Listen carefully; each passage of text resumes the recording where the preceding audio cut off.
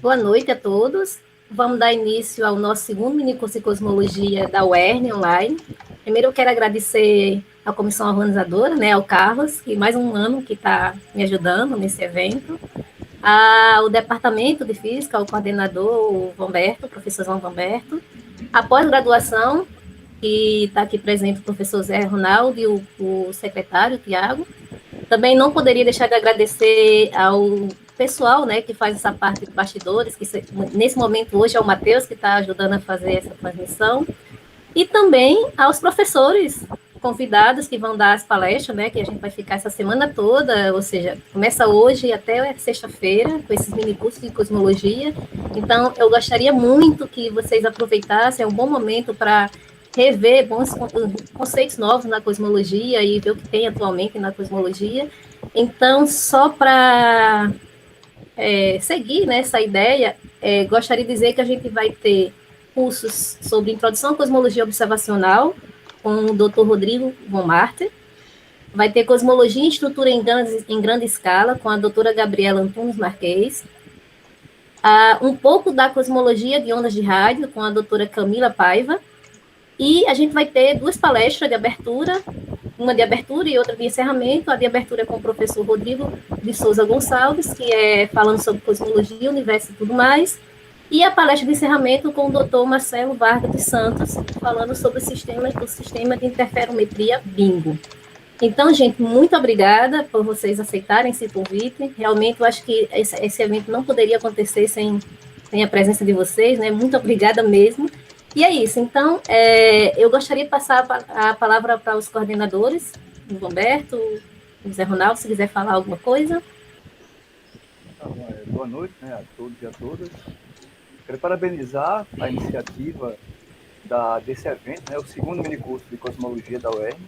Assim, é um evento importantíssimo para divulgação científica, né? Então, parabenizar ao Dinês e ao Carlos André, né, por essa iniciativa e continuidade, né, dessa atividade. Que muitos outros seminários, né, minicursos dessa natureza sejam organizados por vocês. Mas sucesso no evento. Zé? Ok, boa noite, pessoal, boa noite a todos, todas. Assim como o professor Vamberto, eu gostaria de, em nome do programa de pós-graduação, agradecer por essa segunda versão do minicurso de Cosmologia da UERN, ao mesmo tempo em que agradeço aos organizadores, os estudantes, os professores, e principalmente aos palestrantes por essa colaboração conosco. E assim, em nome da professora Eudinês, que é a coordenadora do evento, eu gostaria de agradecer a todos vocês e desejar para os participantes e para todos que vão trabalhar na escola bons dias de trabalho e que vocês possam interagir, trocar informações e que isso venha no futuro frutificar, se transformando em colaborações, mais estudantes para os programas de pós-graduação, em particular o nosso e das pessoas envolvidas. E é isso. Boa sorte a vocês, bom trabalho a todos e a todas e sucesso. Ok. Carlos, você quer falar alguma coisa? Então, primeiramente, né, agradeço agradecer ao Dinês, né, pela gente ter, né, pelo esforço, né, que coordenou a fim de, né, tornar esse minicurso possível de novo, né, assim como também o pessoal da UERN também, né, tanto do departamento como o pessoal do suporte técnico, né, tipo a parte da transmissão, etc. Eu não entendo muito desses lances de transmissão via YouTube, né, mas bom que tem gente que entendemos, viu, que a gente é cringe, né, então é isso, né, bom que tem gente que entende, né, aí torna isso possível. Mas o grande ponto é isso, né, a gente conseguiu organizar esse meio curso de novo, né, mesmo em caráter remoto e tal, né, ainda não é o ideal, mas pelo menos o caráter remoto permite, talvez, que mais gente se inscreva e possa assistir da sua casa, que talvez facilite algumas coisas, né, questão logística. E também agradeço muito também ao Rodrigo, né, professor Rodrigo e Marcelo, né, por ter aceitado o convite das palestras, bem como o Dr. Rodrigo von Martens, a Gabriela Marques e a Camila Novaes por terem aceitado o convite para oferecer os minicursos. E é isso, né, semana passada tivemos bastante, ano passado, né, acho que a gente teve bastante sucesso no minicurso, teve até mais gente inscrita do que a gente pensava, e agora parece que tem, acho que inscreveram mais gente ainda, né, se inscreveram mais pessoas ainda. Então é isso, então desejo que todo mundo aproveite bem o minicurso, né, e né, eu acho que pode ser muito proveitoso, tanto para quem quer o primeiro contato com cosmologia, a fim de entender mais o que a gente faz, o que a gente está fazendo na prática, os problemas existentes agora na cosmologia, que tem para ser resolvido, como quem mais quiser aprofundar o conhecimento já existente. E é isso. Ok, então vamos dar início à palestra de abertura. O Rodrigo de Souza, deixa eu parar aqui de compartilhar, se você quiser já ir compartilhando o seu slide. Eu vou pedir só para o pessoal que está aqui na sala que, por favor, desliga os microfones. Pronto.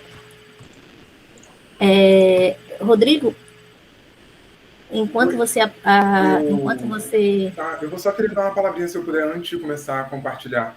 Mas, se puder. Tá, beleza.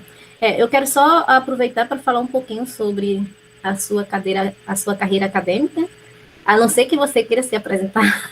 Fica à sua vontade, assim, eu não sei se você quer. Pode pular também essa parte, não faço questão. Não, vamos vender um peixe um pouquinho, então. O Rodrigo de Souza Gonçalves, ele possui bacharelado em Física e licenciatura em Física, terminou em 2007, os 2 cursos em 2007. Tem mestrado em Astronomia pelo Observatório Nacional e o doutorado também pelo Observatório Nacional, sendo um feito em 2009 e outro em 2013. Ele foi bolsista em estágio de pós-doc nas seguintes instituições. Foi no Imperial College, em Londres, em 2004. No Observatório Nacional, em 2015 até 2018. E de 2018 até 2019, ele trabalhou num pós-doc na Universidade Federal do Maranhão. Depois, ele voltou ao Rio e trabalhou em um outro pós-doc de 2019 até 2020 no Observatório Nacional.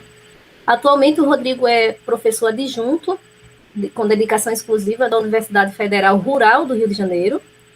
Tem experiência na área da astronomia, com ênfase em cosmologia e análise de muitos dados, atuando principalmente nos seguintes temas: estruturas em grande escala do universo, escala de distâncias, relação dualidade de distância cósmica, modelos com interação no setor escuro, aglomerados de galáxias, testes de hipóteses fundamentais em cosmologia e machine learning.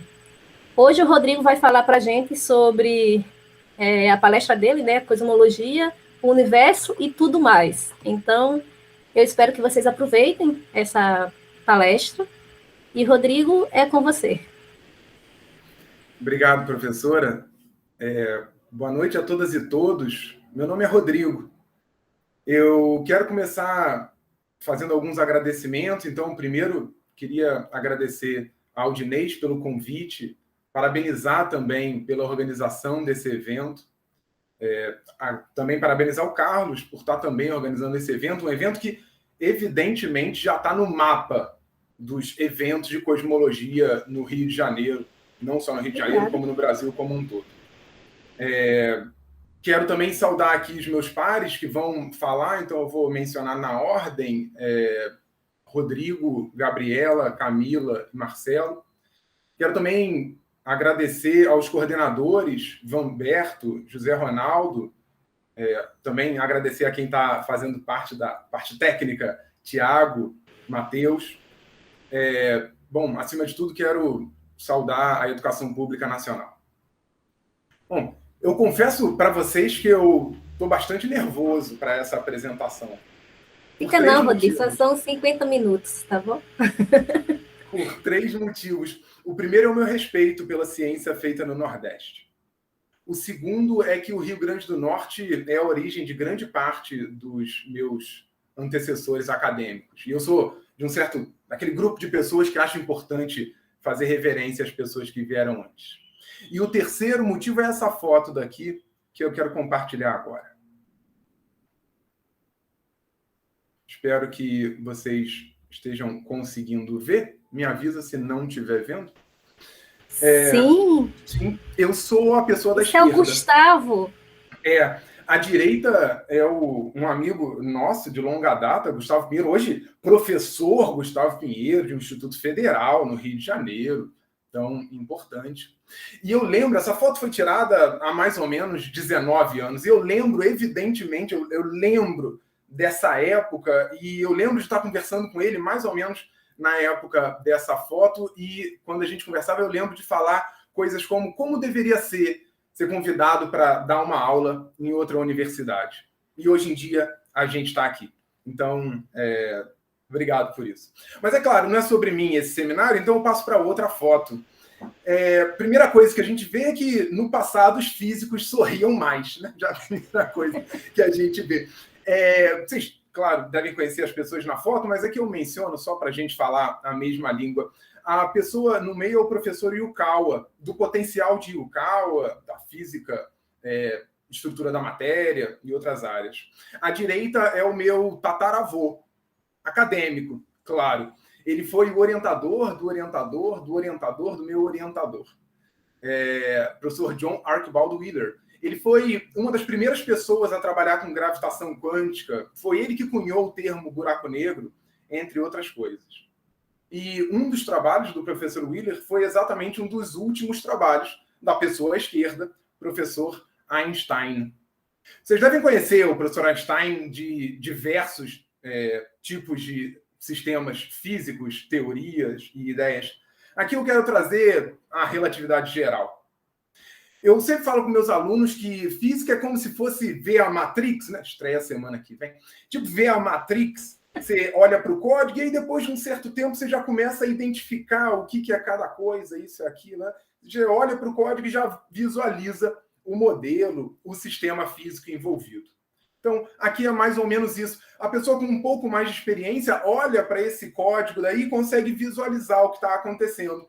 À esquerda é um tensor que descreve a geometria do espaço-tempo, esse G mini, e ele é proporcional a esse tensor à direita, T mini, que é o tensor da composição de matéria e energia do sistema analisado. Uma analogia muito geral, muito superficial, só para a gente poder dar alguma ideia ilustrativa, rasa, longe de ser a profundidade da relatividade geral, mas uma ideia bastante utilizada é que a gente pode imaginar o espaço-tempo como se fosse uma cama elástica. E aí a gente coloca uma massa e aí há uma deformação no espaço-tempo. De tal maneira que, de novo, é uma analogia, só para a gente ter uma ideia, de tal maneira que os corpos, então, vão ter a sua trajetória modificada por essa deformação do espaço-tempo. Essa é uma ideia muito geral que a gente pode ter sobre o assunto. Bom, o que a gente tem, então, até agora falado é que existe essa teoria criada pelo professor Einstein, e essa teoria foi comprovada... Perdão, eu escutei um barulho, eu não sei se eu volto para a tela do Meet. Não, foi só o professor que avisou que precisa sair. Perdão. Achei que estava falando alguma coisa aqui. Eu me empolgo, me avisa quando for o caso. Então, o que aconteceu é que a comprovação da relatividade geral aconteceu aqui no Brasil, especificamente em Sobral, no Ceará, 1919, 29 de maio de 1919, foi o que aconteceu. Onde e quando aconteceu a observação e a comprovação da relatividade geral. Deram lá que viralizou na época, #eclipse, faz um TikTok, as pessoas apareceram e viram, o eclipse foi observado e comprovou a relatividade geral. Repito, a comprovação da relatividade geral aconteceu em Sobral, no Ceará, aqui no Brasil. E aí, o que foi visto durante esse eclipse é o que a gente tinha comentado. A deformação da trajetória, no caso aqui, da luz de estrelas distantes. Essa foto ao fundo são das equipes que foram fazer essa observação, uma equipe estadunidense, uma equipe do Observatório Nacional, no Rio de Janeiro. E aí, a partir dessas observações, depois foi levada a reunião da Sociedade Astronômica Real, na Inglaterra, e foi mostrado, então, a chapa fotográfica e outras coisas. Eu estou, claro, dando uma ideia muito superficial aqui, mas foi mostrado, então, que havia um desvio esperado da luz de estrelas distantes quando passavam próximas do Sol. Aí, você imagina a alegria de Einstein quando recebe a notícia de que a teoria dele está comprovada. Você deve imaginar o que ele fez. Ele escreveu para a mãe dele. Então, essa é a carta, diz Liebe Mutter, querida mamãe. O resto está em alemão, eu não falo alemão. Mas Ele poderia, Rodrigo, ele poderia ter escrito hashtag mamãe estou certo.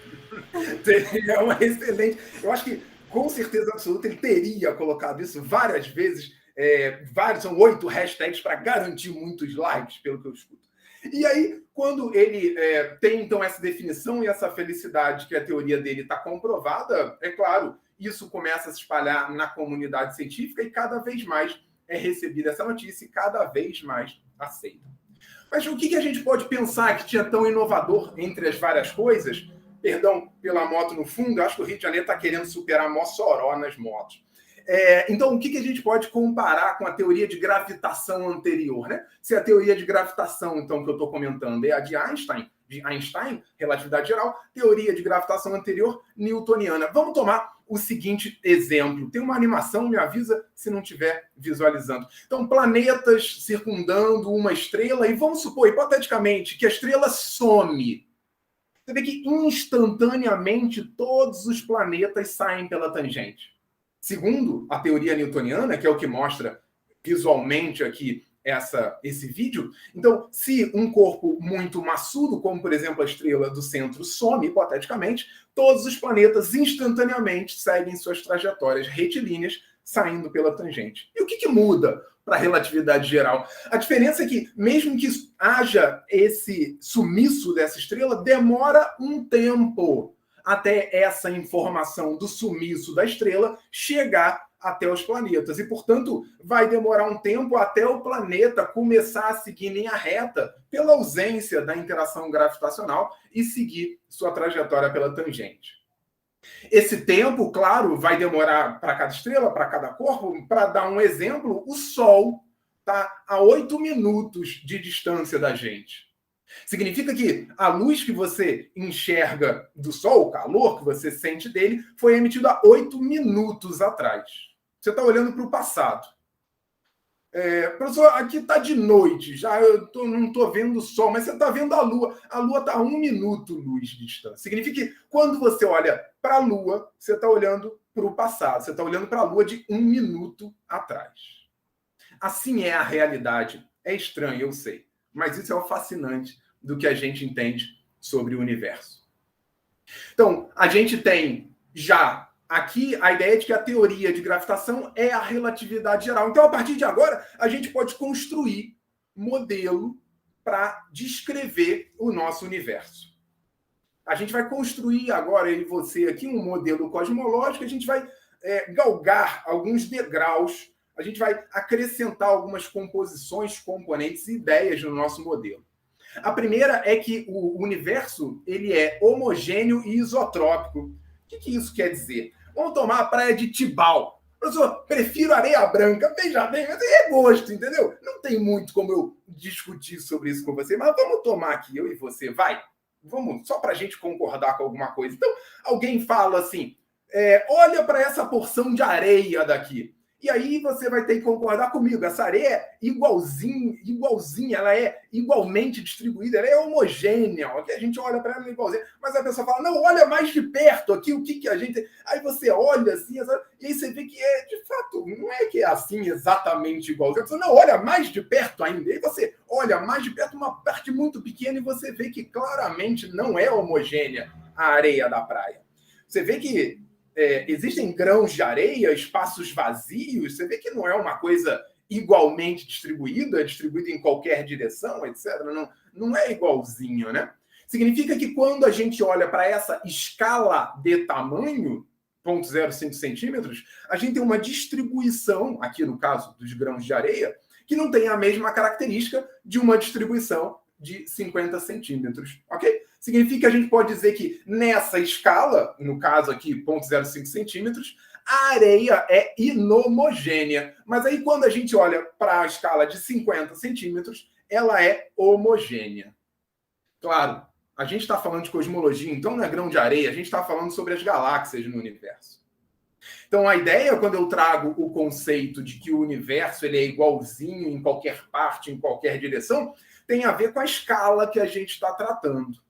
Então, dependendo do tamanho que a gente toma do universo, a gente pode afirmar isso, definir esse nosso primeiro degrau, essa primeira característica do nosso modelo. A gente vai chamar isso de princípio cosmológico. Ele vai atestar que o universo, em grandes escalas, ele é igual em qualquer direção e ele é semelhante em qualquer porção. O nome técnico é que ele é isotrópico e homogêneo espacialmente em grandes escalas. Esse é o princípio cosmológico. Recomendo o livro da grande Barbara Ryden, se você está interessado ou interessado em andar um pouco mais sobre essa área de cosmologia. É um bom livro introdutório e muito importante para quem está começando agora. Além desse fato de que o universo está sob o jugo do princípio cosmológico, a gente tem um outro ponto aqui, que é, quando a gente define o universo dessa maneira, com essa característica, a gente tem que mudar uma ideia muito arraigada, que foi carregada por séculos. Aconteceu que, na descrição do universo, até certo período histórico, a gente, uma certa classe de pessoas que estudavam esse tipo de ciência, entendia o universo como centrado na Terra. Portanto, a Terra era o centro do universo. Era o famoso modelo geocêntrico. Passado um tempo, e com descobertas, ideias, teorias, observações, tornou, então, um modelo que melhor descrevia o universo como heliocêntrico. O Sol estava no centro do universo. Hoje em dia, dadas nossas observações, teorias, entendimento do universo, não há nenhum centro para o universo. É muita arrogância, eu gosto de usar essa palavra, mas eu arrogantemente criei. Se chama neocentrismo, ou seja, não há um centro para o universo nesse modelo. Significa que a gente tem que entender o universo da maneira que ele é. Uma outra característica que a gente vai colocar para entender o nosso universo e construir ainda mais esse modelo é a seguinte. O universo observado em maiores escalas pode ser visto através das suas galáxias.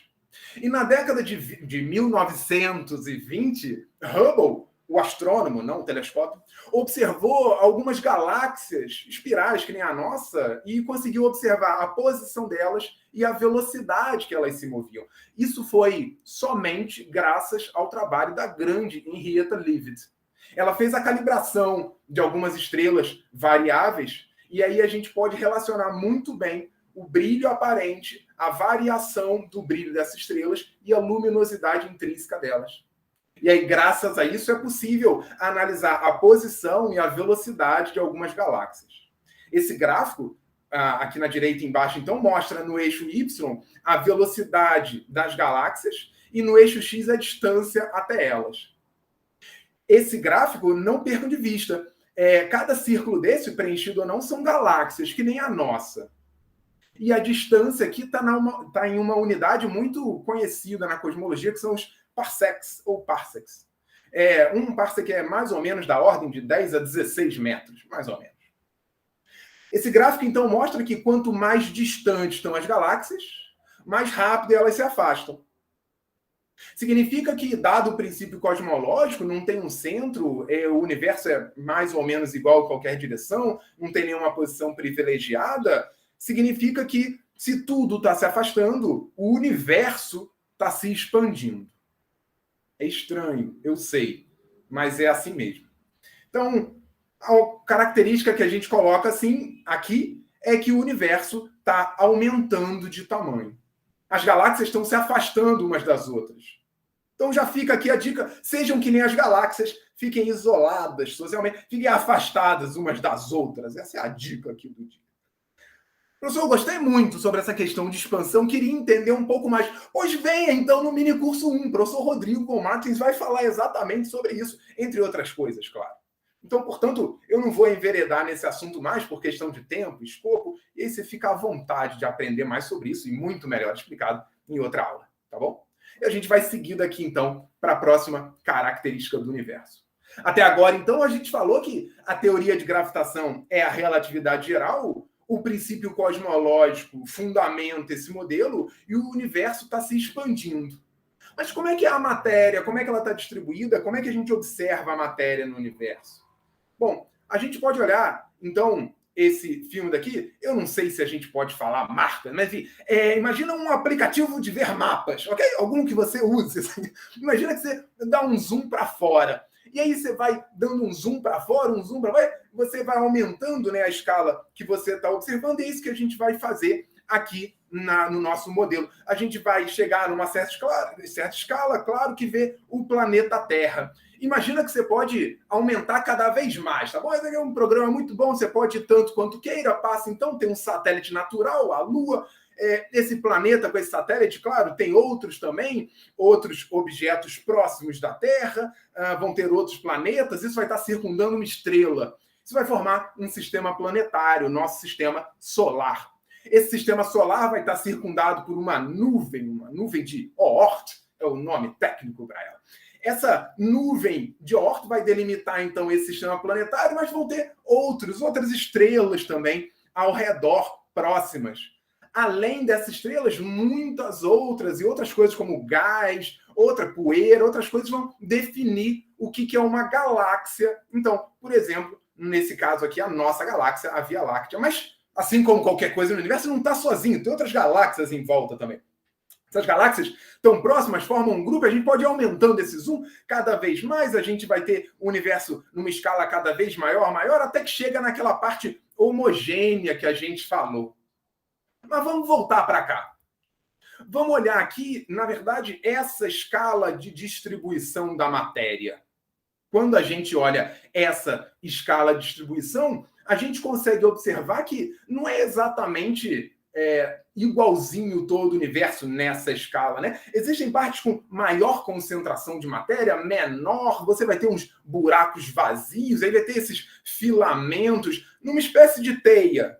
E essa teia cósmica, então, vai determinar essa estrutura do universo, importantíssimo para a cosmologia, para poder encontrar como é a formação das estruturas, como é que a matéria está sendo formada, a quantidade da densidade e tudo que a gente consegue não só observar, mas também entender da evolução desse modelo.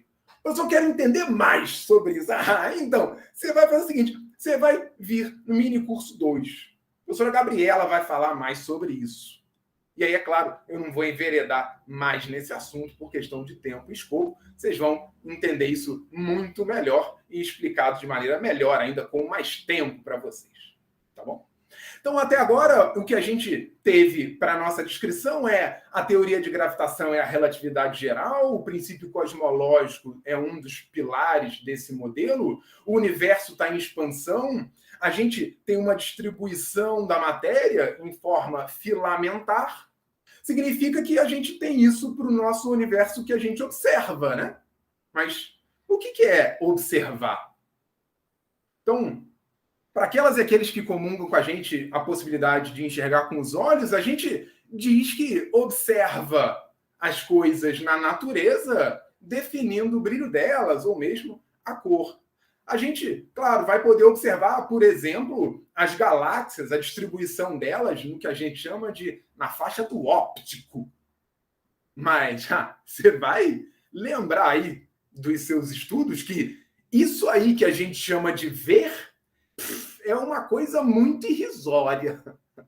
Na verdade, o espectro eletromagnético se expande por uma faixa muito maior do que essa coisa irrisória que é observar.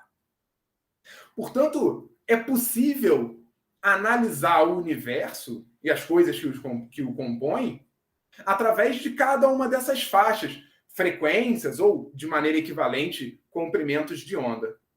E aí, para cada uma delas, a gente vai ter um benefício ou um prejuízo que a gente vai entender melhor cada um dos elementos do universo. Então, se a gente olha em raio-x, por exemplo, a gente consegue observar o gás nos aglomerados de galáxias, um gás quente que tem na conjunção de galáxias e galáxias, formando um aglomerado, e esse gás do meio intraaglomerado pode ser observado em raio-x. Se a gente vai para infravermelho, por exemplo, a gente consegue observar galáxias muito longínquas, muito distantes, de uma fase mais inicial do universo. Se a gente olha em micro-ondas, por exemplo, a gente consegue observar uma luz que tem de uma fase ainda mais inicial do universo, na chamada radiação cósmica de fundo em micro-ondas, onde a gente consegue a captar e observar, então, essa luz dessa fase mais inicial do universo. Se a gente olha em rádio, por exemplo, a gente consegue olhar a distribuição das galáxias e obter algumas propriedades também para ela.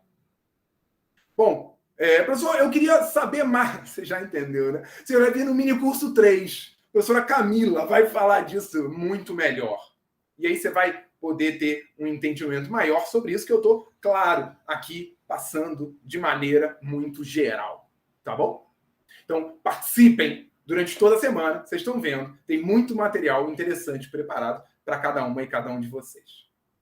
Então é isso. O modelo cosmológico que descreve o universo, ele é descrito pela teoria de gravitação, que é a relatividade geral. O princípio cosmológico diz que o universo é homogêneo e isotrópico em todas as direções, ele está expandindo, ele tem uma distribuição filamentar, e a gente consegue observar esse universo nas mais diferentes faixas do espectro eletromagnético. Então é isso. Já falamos tudo, já terminou, vamos.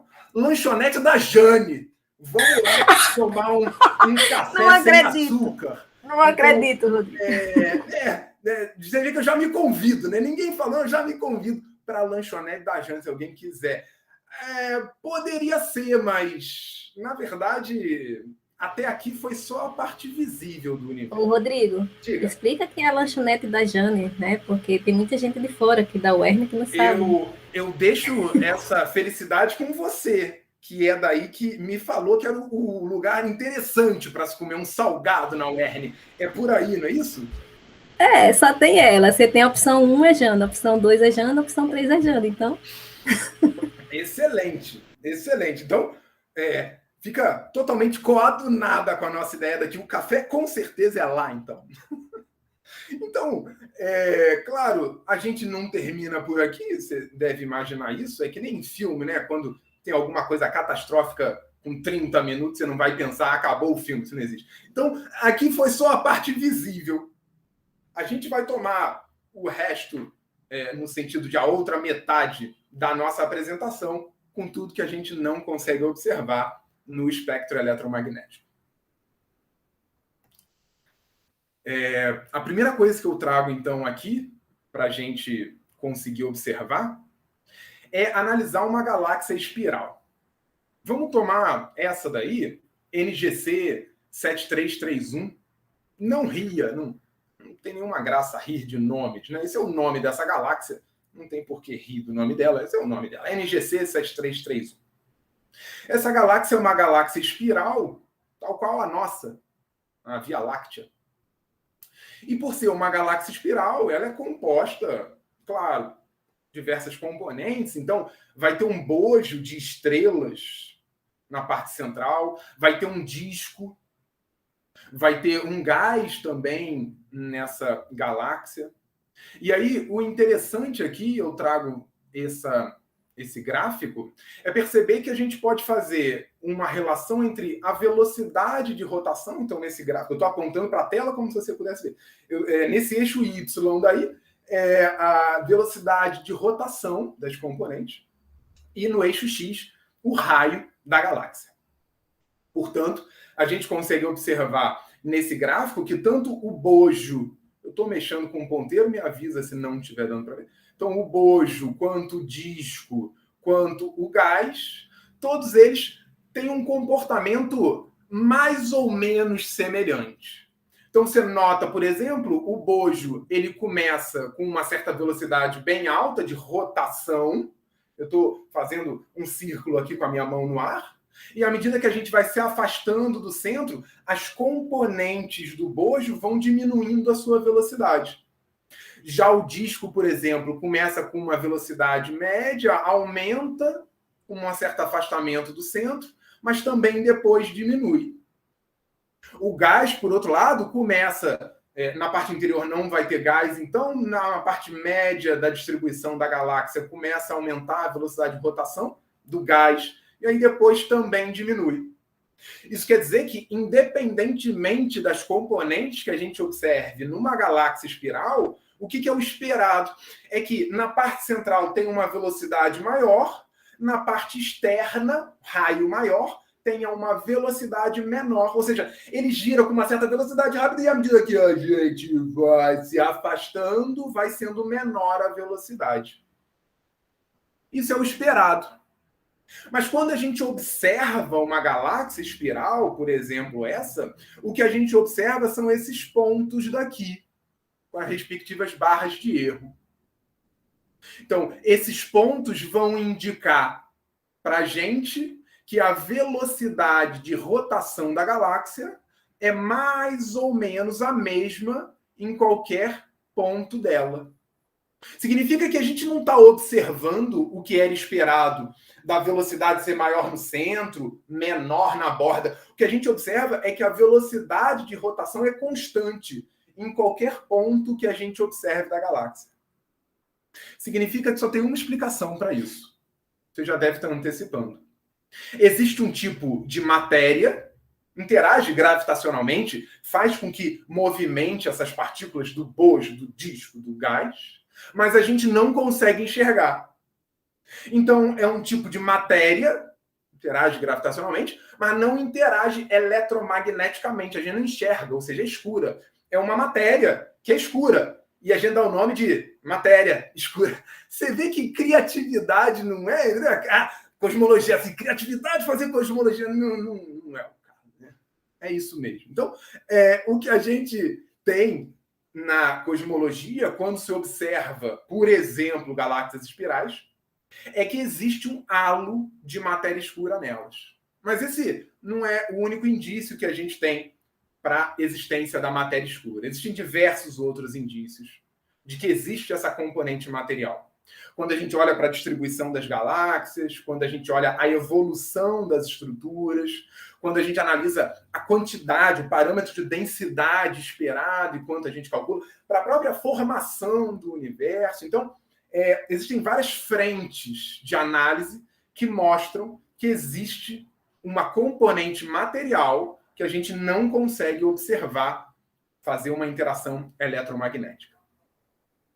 Hoje, não existe nenhuma explicação completamente satisfatória, em todas as escalas, via primeiros princípios, que descreva todas as observações. Hoje, né? Hoje, 13/12/2021, isso aqui é ciência, está gravado, de repente amanhã sai no archive, na literatura, um artigo mostrando a natureza da matéria escura. Mas, enfim, hoje não existe uma descrição exata, via primeiros princípios, para a natureza dessa componente do universo.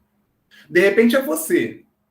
Cada uma e cada um de vocês aí do outro lado assistindo, pode ser, de repente, você que vai descrever isso algum dia. Bom, essa componente, então, a matéria escura, ela existe, apesar de a gente não saber exatamente sua natureza, a gente sabe algumas propriedades, mas não completamente sua natureza, e ela é necessária para descrever diversas observações no universo. Uma outra característica do universo, também muito importante, um pouco nessa linha, foi observada há um pouco mais de 20 anos. Foi observado que o universo não só se expande, como atualmente ele está acelerando.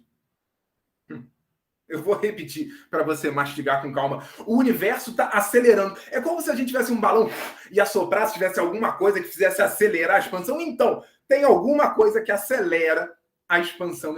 A gente vive hoje em dia numa fase de expansão acelerada. Hoje em dia, cosmólogos, tá? Hoje em dia da cosmologia, não é? Hoje, a gente vive uma fase de aceleração do universo. Significa que aquele gráfico, aquela análise do Hubble, ela só representava uma pequena parte de uma análise que pode ser expandida para distâncias muito maiores. E, portanto, para épocas muito anteriores no universo. Esse gráfico, então, na direita, é um gráfico mais recente, não o mais recente, mas um gráfico mais recente, que mostra exatamente, basicamente, de novo, velocidade no eixo Y, distância no eixo X, mas agora são outros observáveis, não são galáxias. Mas o importante de extrair daqui é o fato de que a velocidade está mudando com o tempo. A gente vive numa fase acelerada do universo. Essa componente, ela é um tipo, então, de energia que acelera o universo. É uma energia que também não interage eletromagneticamente. É uma energia que é escura, ou seja, a gente chama de energia escura. Isso foi, então, descoberto por 2 grupos de pesquisadores. Esses são os líderes, Adam Rees, Saul Perlmutter, e eles descobriram, então, esse fato observacional de que o universo está acelerando. Eu sou adepto de fotos que dão vergonha, então eu botei também essa aí, mas eu queria só fazer uma correção, na minha humilde opinião aqui, se é que eu posso fazer um certo parênteses. Apesar da foto tentar ser engraçada, eu não queria que você saísse aqui dessa nossa conversa entendendo que rivalidade é uma característica que você precisa se você quer enveredar na área de pesquisa. Pelo contrário, cada vez mais é necessário entender que colaborações são a origem dos próximos passos na ciência. Então, não entenda mais aquela ideia antiga de que o sábio da montanha desce com a verdade para falar para as pessoas. Isso não existe mais. O que é necessário hoje em dia é o contrário. São pessoas que saibam trabalhar em colaborações, em equipe, que possam permitir o progresso da ciência. De todo modo, a gente tem aqui, claro, que fazer o comentário de que eles foram as pessoas que merecem o reconhecimento dessa observação de aceleração. Para agraciar ainda mais essa homenagem, eles foram laureados com o Nobel de 2011. O Nobel tem várias controvérsias, tem várias características que já sabemos serem negativas. Obviamente, existem coisas que não qualificam o Nobel como um prêmio perfeito. Ele tem falhas, já é reconhecido isso. Mas se a gente pode utilizar o Nobel como pelo menos uma característica de um indício de uma boa ciência, é importante notar que esse Nobel e vários outros vêm sendo dado para a área de cosmologia, gravitação e relatividade. Então, se você está pensando em seguir uma área de pesquisa, de repente você está aí já do meio para o final da graduação e está pensando numa área, eu sugeriria, assim, muito humildemente, você olhar com bons olhos cosmologia, gravitação e relatividade, vem, entre outras coisas, também laureando com nobéis muito importantes. Uma última característica que eu queria mencionar sobre a energia escura, sobre esse mecanismo de aceleração do universo, é que ele mostra uma certa característica para o universo, mas também não conhecemos o seu mecanismo via primeiros princípios.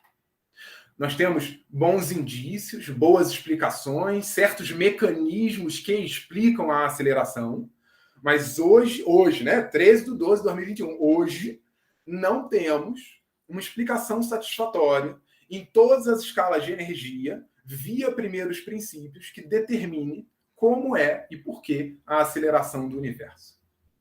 Mais uma vez, já deixo aqui. Inclusive, com certeza absoluta, o Nobel também vai ser dado para isso. Já sabe que esse daí é um dos grandes problemas da cosmologia. Só precisa colocar o nome, assim, né? Tá. Por ter descoberto a natureza da energia escura. Aí coloca o nome. Só isso que precisa. Tá bom?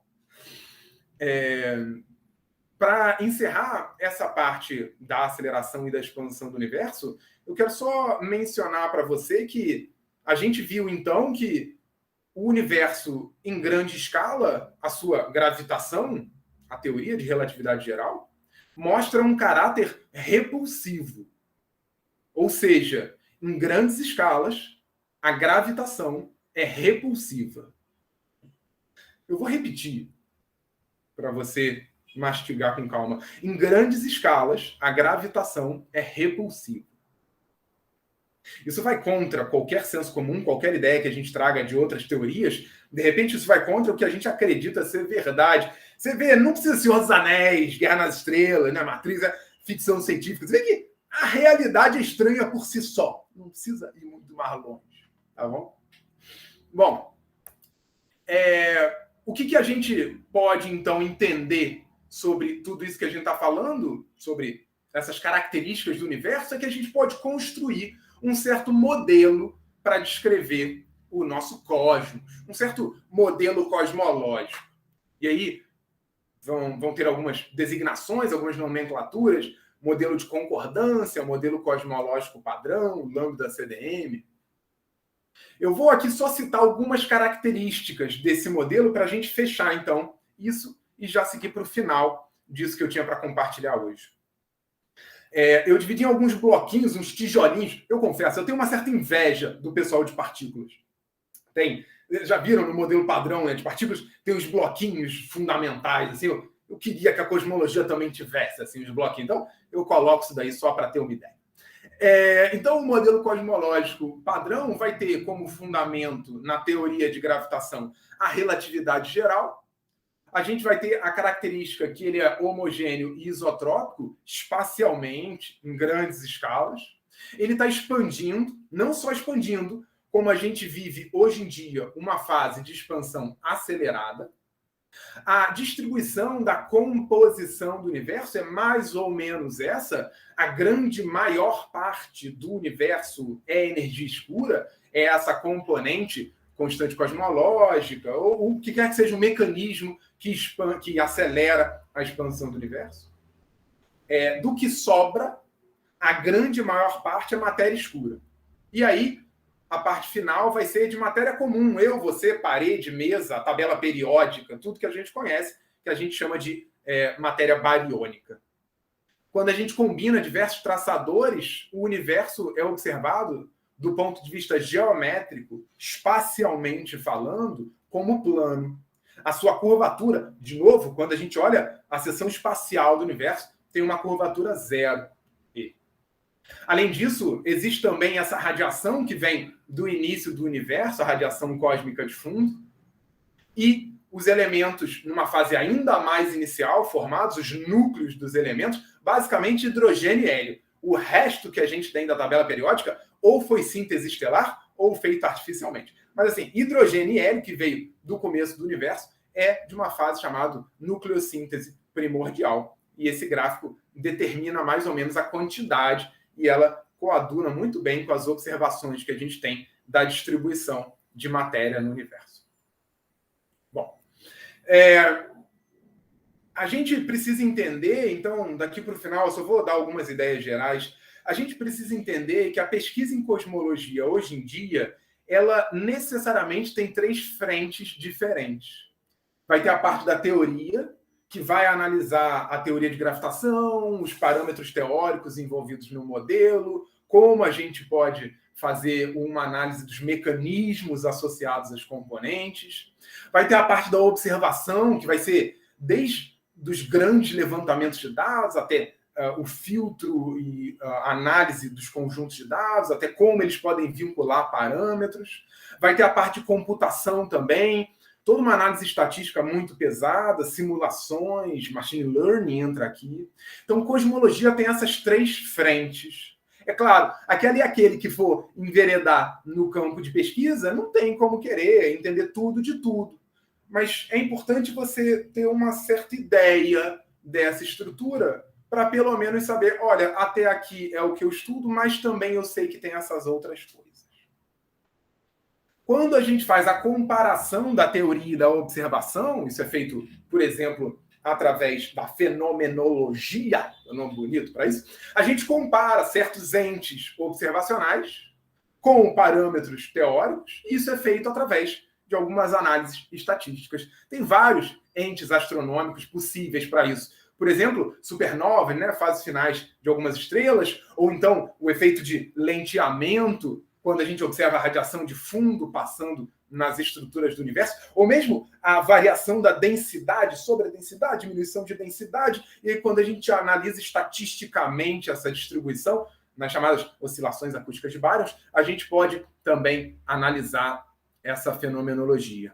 Para fazer isso é necessário, obviamente, passar por uma estatística muito importante, pesada, e fazer estudos que consigam pisar nesses 2 campos de conhecimento. Professor, eu queria entender mais, pois venha em toda essa semana, assista todas as aulas, todo mundo, invista o seu tempo aqui nessa semana tão bem escolhida para você. Participe, interaja, preste atenção, estude, faça perguntas e dedique-se o máximo possível nessa escola e nesses minicursos tão importantes que estão para você, tá bom?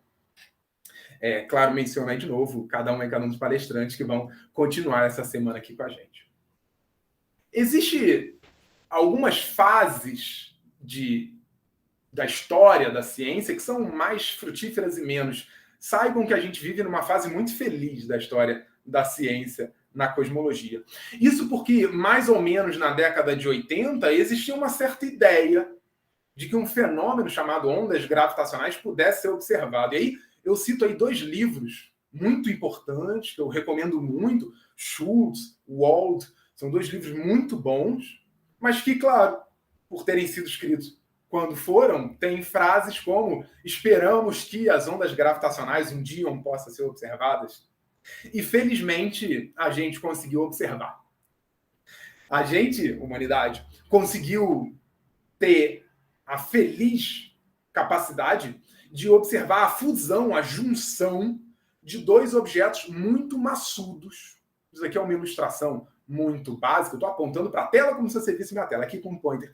É uma ilustração muito básica dessa fusão, dessa binária. E isso, segundo a relatividade geral, pode ser descrito por uma onda. Você vai lembrar aí do Jackson, do Griffiths, não sei o que vocês usam na UERN, mas enfim, você vai lembrar dos conhecimentos de eletromagnetismo que quando a gente tem uma equação de onda, um D'Alembertiano, a gente pode associar isso a um fenômeno de onda, um fenômeno ondulatório, onde vai ter a oscilação de um certo ente físico. Lá no eletromagnetismo, o que oscila é o campo eletromagnético. Aqui, o que está oscilando é a perturbação da métrica do espaço-tempo. E aí a gente vai ter, assim como lá nas ondas eletromagnéticas, a gente também vai ter polarizações para as ondas gravitacionais. E aí a fusão desse ente pôde mostrar isso daqui. A gente conseguiu pela primeira vez observar ondas gravitacionais. Isso, sem dúvida nenhuma, é um avanço enorme para a ciência e algo que já está despontando para o futuro do que a gente espera na cosmologia. Não só esse observável, mas outros também podem ser medidos com o que a gente chama de interferômetros. É muito importante você notar, se você está começando agora ou não, ou se você está mais interessada nessa área, perceber que interferômetros são, sem dúvida nenhuma, o próximo estágio de evolução na área de cosmologia, astronomia, ciência e física em geral. Diversos interferômetros vão dar conta de fenômenos diferentes. Então, por exemplo, as ondas gravitacionais vão ser observadas com a próxima geração de interferômetros, por exemplo, o Einstein Telescope. Quando a gente fala sobre vida em outros planetas, análise de sistemas exoplanetários, sistemas extrasolares, exoplanetas, a gente pode citar, por exemplo, o LIFE, que é um interferômetro que vai tentar analisar algo nessa linha. E, por último, claro, eu cito aqui o BINGO, que vai analisar as oscilações acústicas bariônicas. BINGO que, muito importantemente, vale mencionar, construído aqui no Brasil, na Paraíba. Professor, você já sabe o que eu vou falar, assista a aula de encerramento, professor Marcelo. Vai explicar muito melhor isso tudo que eu só mencionei sobre o BINGO, que vai ser, sem dúvida nenhuma, um dos grandes próximos passos na ciência. Bom, esse é o meu último slide, e aqui eu termino a minha fala. Ciência, como eu já mencionei até agora, não pode ser excluída do fato de que é um processo de evolução e de entendimento de modelos físicos. Não é possível de falar em ciência que está completamente encerrada, fechada e que não pode falhar. Mais do que isso, a gente tem que entender que os modelos físicos, inclusive o modelo cosmológico padrão, tem algumas falhas que precisam ser melhoradas, que não é problema nenhum em ciência. Aqui eu cito alguns problemas. O primeiro deles, aqui na esquerda, mostra a evolução no tempo da observação desse parâmetro. Ele é relacionado com a expansão do universo, a chamada constante de Hubble. O que a gente está vendo aqui, nessas faixas aqui de cima e nessa faixa aqui de baixo, é que as observações desse parâmetro H0, a constante Hubble, ao longo do tempo, medidos por observáveis diferentes, estão levando a valores que não são compatíveis. Ou seja, certos grupos, olhando certos observáveis, medem esse valor. Outros grupos, com outros observáveis, medem o mesmo fenômeno da expansão do universo e medem esse valor daqui. É como se eu falasse assim, usa régua ou trena e dá uma medida incompatível de uma altura de uma pessoa. É mais ou menos isso. A gente está falando de medidas cada vez mais precisas, de um mesmo parâmetro e que são não compatíveis. Isso é um problema. O nome técnico para isso é a tensão do H0. Essa incompatibilidade nessa medida da constante de Hubble. Isso é um grande problema que a gente tem para ser analisado. Um outro é o que eu falei da energia escura, aqui caracterizado pela constante cosmológica. Se a gente caracteriza isso como a energia do vácuo, a gente tem uma discrepância de até 120 ordens de magnitude entre expectativa teórica e observação. Esse é um pequeno grande problema do modelo cosmológico padrão e que a gente sabe que tem que resolver. Existem diversos empreitados, existem diversas ideias para tentar melhorar e muita busca está sendo feita, trabalho muito sério e importante, mas ainda é um problema fundamental no nosso modelo. Uma última coisa é que quando a gente fala de energia escura e matéria escura, essas componentes podem interagir. Portanto, a evolução da densidade, então se a gente tem a densidade aqui no eixo Y e o fator de escala, que é mais ou menos uma ideia da evolução do universo, do aumento dele, do tempo que passa, mais ou menos isso. A gente pode analisar a variação da densidade de cada componente. Matéria, radiação, energia escura. Mas se a matéria escura e a energia escura interagem, então essas variações da densidade têm que ser alteradas também. Então esses são alguns problemas que existem, entre vários outros, e que vocês vão estudar aqui durante essa semana. Tá bom? Bom, eu termino então aqui com uma frase motivacional e, claro, também com uma outra frase motivacional, mas em itálico. Eu espero muito que tenha sido útil, então, essa nossa aula. Espero que você tenha entendido algumas características principais sobre o universo e tenha entendido algumas motivações, algumas observações e algumas questões que a gente tem ainda para aprender e desenvolver. E aí, durante essa semana toda, tenho certeza que cada uma e cada um de vocês vai desfrutar essa semana e todas as aulas até o final da melhor maneira possível. Eu vou, então, encerrar por aqui. Muito obrigado. Até a próxima. E aí eu retorno a palavra para a professora Aldinês. Muito obrigado. Ok, Rodrigo. Muito obrigada. Você fez Muito obrigado, Rodrigo. Extraordinária apresentação. Bom, eu estava olhando aqui no chat. Deixa eu ver se tem alguma pergunta aqui. Tem. Matheus, você que já está aqui, você está fazendo ela. Se você quiser fazer essa pergunta, pode fazer ao Rodrigo.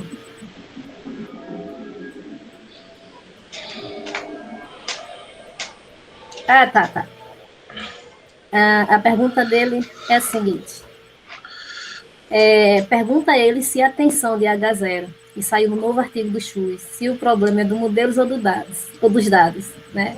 Ele está com o microfone ligado porque ele está fazendo a transmissão com o YouTube. Bom, isso ele quer mais ser falado de uma maneira geral. E aí, Rodrigo, antes de você responder essa pergunta, eu queria dizer que a todos os outros professores que estão aqui no chat, né, que se quiserem fazer perguntas, sintam-se à vontade. E eu queria também te pedir para você comentar um pouco sobre o que é que um aluno de graduação, na parte de programação e na parte do ponto de vista computacional e estatístico, o que é que eles precisam aprender para se tornar um bom pesquisador na área da cosmologia. Se você puder falar sobre isso, claro. Ótimo. Eu vou na ordem cronológica.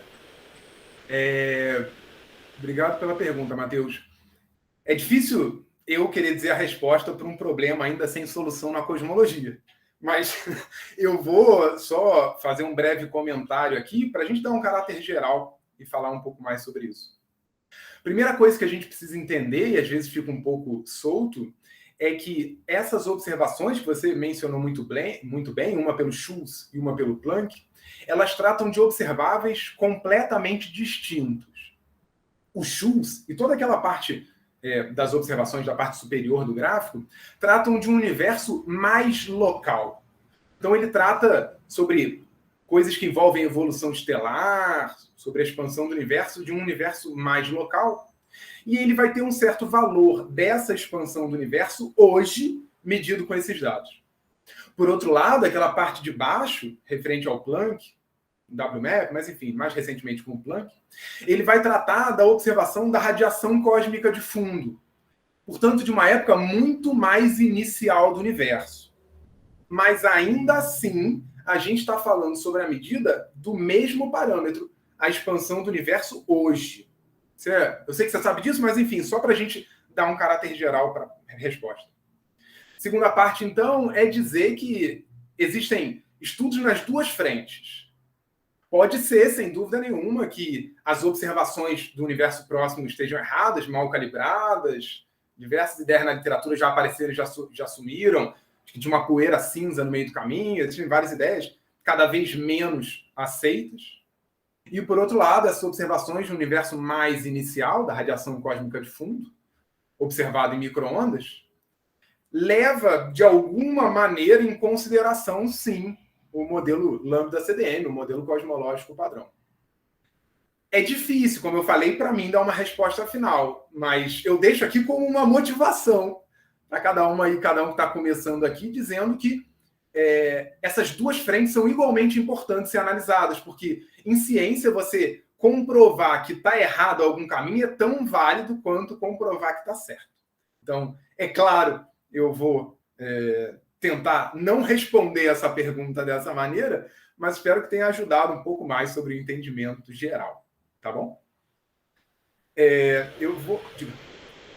Não, é porque antes de você falar do que eu tinha perguntado, né, sobre o que é que faz um bom pesquisador, né, na área da cosmologia, sobre do ponto de vista computacional e da estatística e tal, tem mais duas perguntas que eu queria que você tentasse responder antes.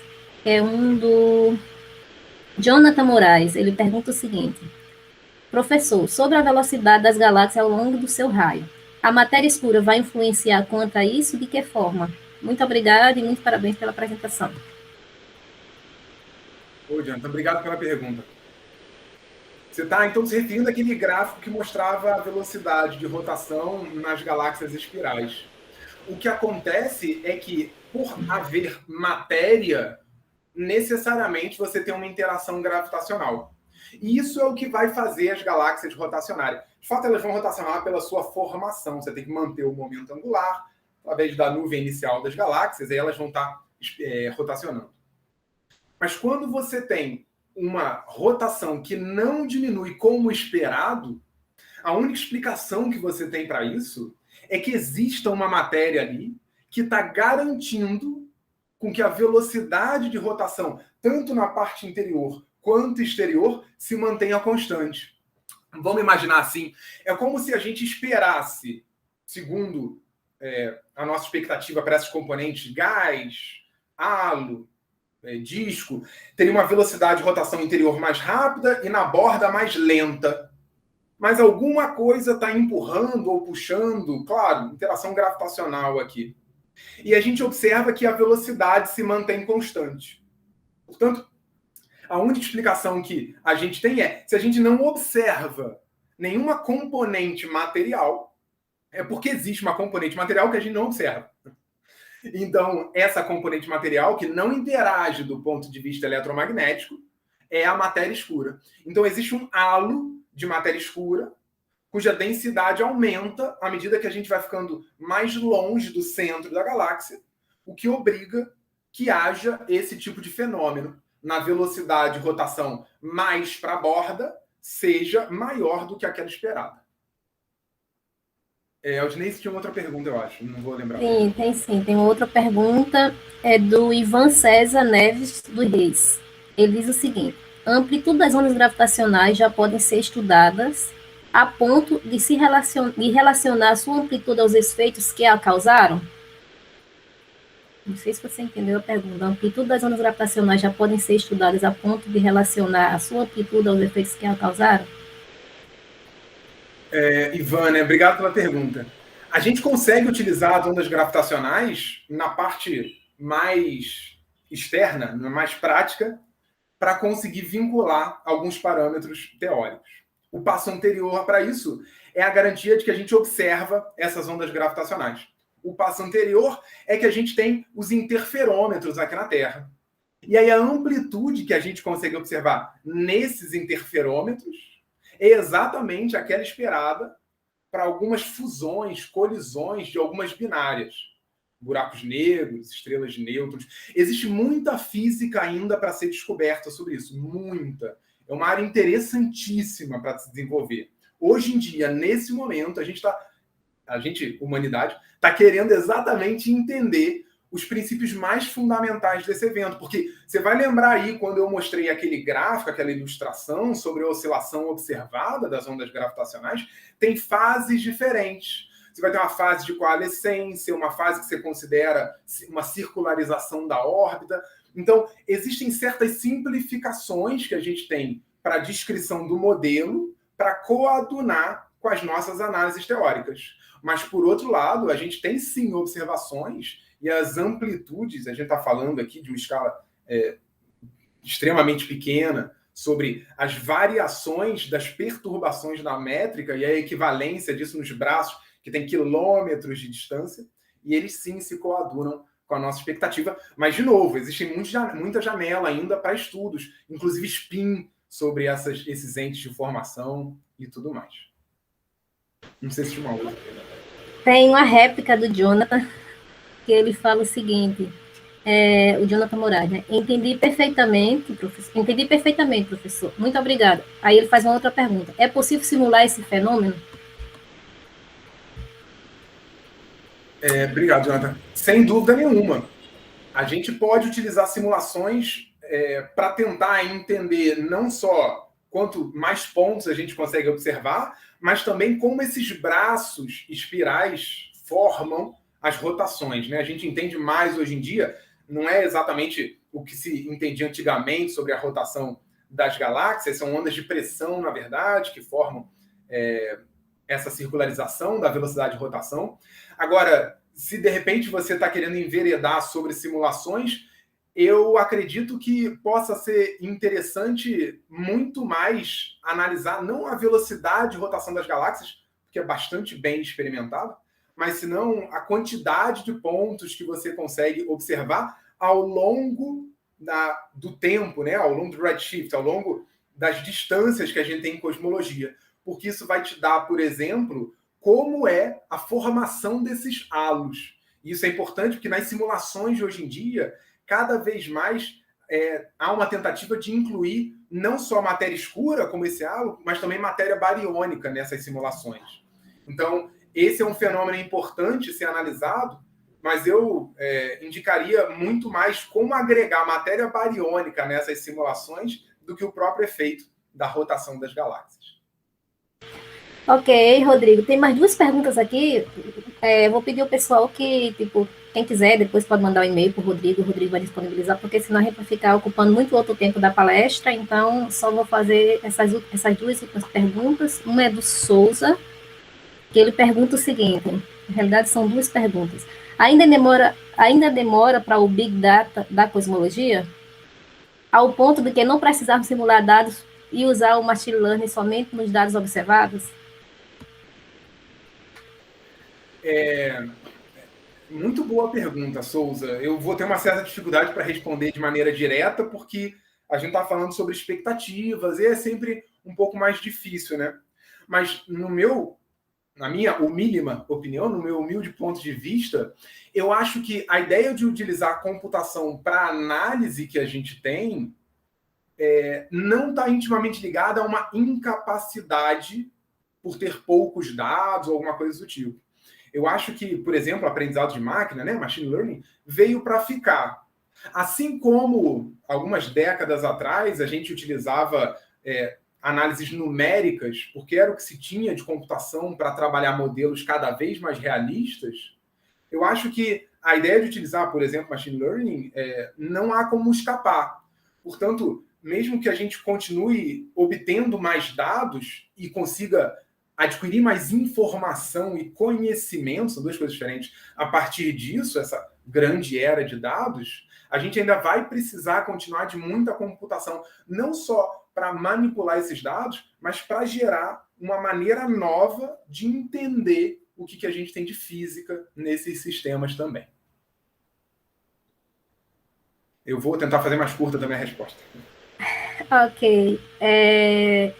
Tem a última pergunta e mais um comentário, mas a pergunta é sobre energia escura. É do Isaac, que ele fala o seguinte: qual o limite da compreensão em assumir a igualdade de energia escura, aí ele colocou a energia escura como constante cosmológica, no que se refere à solução da tensão de H0? Não seria muita responsabilidade para a constante cosmológica? Isso foi só mais um comentário. Ele quer dizer, aí ele fala: quero dizer o seguinte, a energia escura se convertir integralmente em constante cosmológica para resolver a tensão? É mais um comentário. Legal, muito bom. Eu acho que é um bom ponto mesmo para a gente pensar. Obrigado. Uhum. Era mais um comentário da parte dele, não era um comentário. Mais um comentário. Ok. Legal, muito boa questão, Isaac. Muito bom mesmo. Ok, eu acho que, Rodrigo, você pode finalizar, se você quiser comentar sobre aquilo que eu te falei, sobre que um bom cosmólogo precisa, né, atualmente, claro, do ponto obrigado. de vista... Tá, perfeito, ótimo. Bom, especificamente sobre a parte de computação, então, eu acho que tem duas coisas bastante diferentes que você tem que, na minha opinião, que uma pessoa que está começando agora tem que entender. A primeira é entender bem uma linguagem. Isso, para mim, é muito importante. Se você entende bem uma linguagem, isso te capacita a aprender outras linguagens. A segunda é você entender que a sua linguagem de computação... Opa, sim, diga. Não, vai permitir que você... Eu vou daqui! Se alguém te falar alguma coisa, nem me avisa. Essa linguagem de computação vai te permitir associar diversos outros fenômenos dentro da sua análise, de tal maneira que, se você entende muito bem como uma linguagem pode ser utilizada, você pode espalhar esse seu conhecimento para outras linguagens. E a segunda coisa que eu acho válida é você entender que a linguagem de computação te permite transformar uma ideia num processamento maquinal, da máquina. Ele te permite, se você não entende o que você está fazendo, isso pode te trazer algum problema. Inclusive, eu conecto com o que Souza falou mais cedo também, sobre a questão do Big Data e tudo. Se você não domina bem a sua linguagem e não sabe transformar a sua ideia na linguagem da máquina, você pode ter um problema de estar dependendo do seu resultado. Ele pode ter uma degenerescência aí, né? Você está dependendo do resultado da maneira como você fez o processo. Isso pode estar viesando a sua análise. De maneira muito resumida, então, aqui eu termino. Aprenda uma linguagem. Pegue a que você prefira. Fortran, Python. Analise coisas simples. Como é que eu pego um conjunto de dados e consigo fazer um gráfico? Depois faça coisas simples. Como é que eu faço uma média desse conjunto de dados? Depois faça uma operação numérica. Como é que eu posso fazer uma integral com esse conjunto? E comece a partir daí. Isso é um aprendizado para a vida, assim como inglês... assim como várias coisas, são aprendizado para a vida. Não acho que você vai aprender computação nos últimos períodos da graduação e pronto, nunca mais vou abrir. Não é assim. A gente aprende a cada dia e a cada dia mais. Tá bom? Eu não sei se você queria que eu comentasse um pouco mais sobre isso, Odineide, senão eu termino... Não, era mais nesse sentido mesmo, só mais dando essa ideia para o pessoal que está chegando agora, está começando a cosmologia agora. Então, Rodrigo, muito obrigada. Não sei se o pessoal que está aqui presente, o Marcelo, o Carlos, o outro Rodrigo, que vai dar a palestra daqui a pouco, vai querer comentar alguma coisa? Não, somente agradecer ao Rodrigo pela excelente palestra e tal.